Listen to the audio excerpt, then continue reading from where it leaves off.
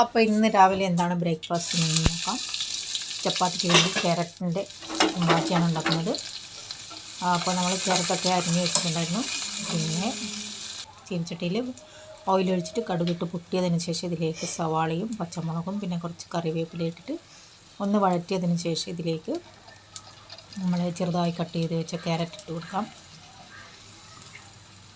Carrot ഇട്ടതിന് ശേഷം ഇതിലേക്ക് മഞ്ഞൾപ്പൊടിയും കുറച്ച് മുളക് പൊടിയും പിന്നെ ഉപ്പും ചേർത്തിട്ട് നന്നായിട്ട് മിക്സ് ചെയ്തിട്ട് അടക്കി മൂടി വെക്കാം. കുറച്ച് തേങ്ങ ചിരവിയതും കൂടി ഇട്ട് കൊടുക്കാം. ഇത്രയും പെട്ടെന്ന് തന്നെ ഉണ്ടാക്കിയെടുക്കാൻ പറ്റും. നല്ല അടിപൊളി ടേസ്റ്റാണ് ചപ്പാത്തിയുടെ കൂടെ കഴിക്കാനിത്. നിങ്ങളൊന്ന് ട്രൈ ചെയ്ത് നോക്കണം അതേപോലെ. പിന്നെ നല്ല സ്പൈസി ആയിരിക്കും. ഇതിൽ നന്നായി പച്ചമുളക് ചേർക്കണം, നല്ല സ്പൈസി. അപ്പോൾ ഇതൊക്കെ മിക്സ് ചെയ്തിട്ടുണ്ട്. ഇതിലേക്ക് ചിരവിയ തേങ്ങയും കൂടി ഇട്ട് കൊടുക്കാം. ഇനി എല്ലാം കൂടി ഒന്ന് നന്നായി മിക്സ് ചെയ്തിട്ട് അടക്കി മൂടി വെച്ച് കൊടുക്കാം. ഒരു ലോ ഫ്ലെയിമിലിട്ടിട്ട് 1-2 മിനിറ്റ് വേവിച്ചെടുക്കാം. അടക്കൊന്ന് ഇളക്കിയിട്ട് കൊടുക്കണം.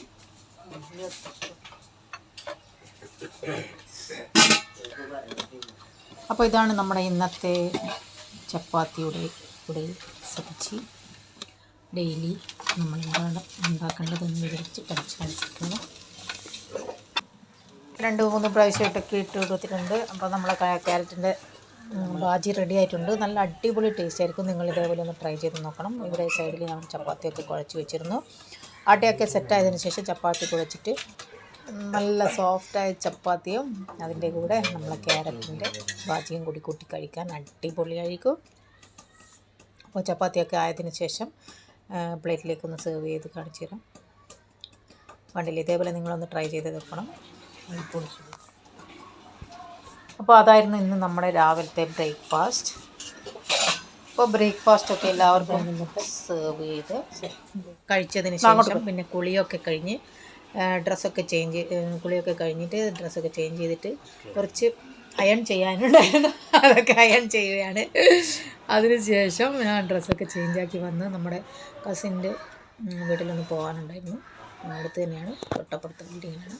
അവിടെ പോയി വന്നതിന് ശേഷം കുറച്ച് ബദാം മിക്സിൻ്റെ പാക്കറ്റ് വാങ്ങിച്ച് വന്നിട്ടുണ്ട്. അപ്പോൾ ഒരു 11 മണിയായിട്ടുണ്ട്. ബദാം മിക്സ് പാലിൽ കലക്കി കുറച്ച് എല്ലാവരും കഴിച്ച് ഒരു എനർജിയൊക്കെ കിട്ടാൻ വേണ്ടി.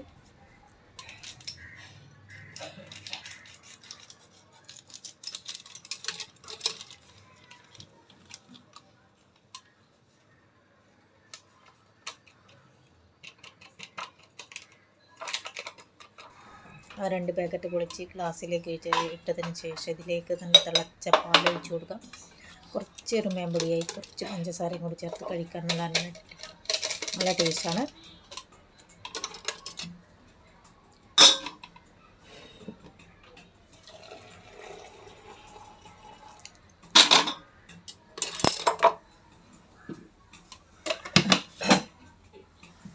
ബദാം മിക്സ് ആ കളർ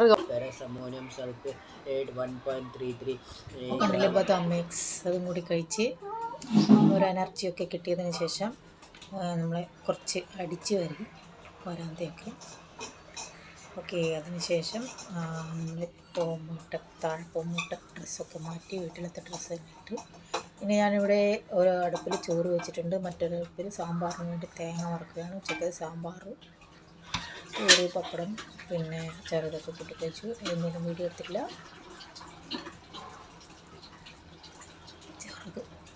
ചോറൊക്കെ വറുത്ത് വെന്ത് കഴിച്ച് ഫുൾ വീഡിയോ എടുക്കാനൊന്നും കഴിയില്ല.